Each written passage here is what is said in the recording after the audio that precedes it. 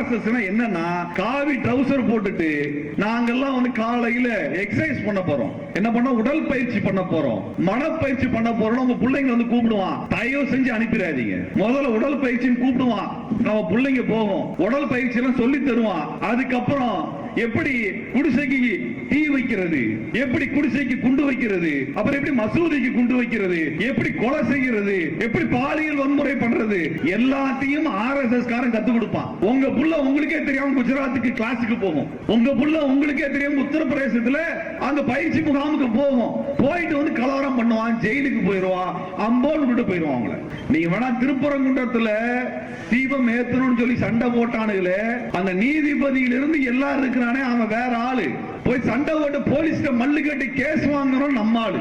அதுக்கு அவன் வரமாட்டானே. இந்த ஐயாவது வீதியில் இறங்கி சண்டை போட்டுருக்கானா, நம்ம ஆள் தான் கிளம்புவான், நம்ம ஆள் முறுக்கிட்டு கிளம்புவான். அவன் வடநாட்டான், அவன் தெளிவா இருக்கிறான்.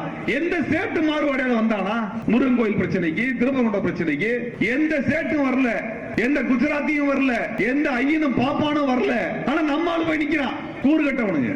இலக்கியத்தால் ஒன்றுபட்டு உன்னை போன்ற மக்களே வரலாற்றை படைப்பார்கள்.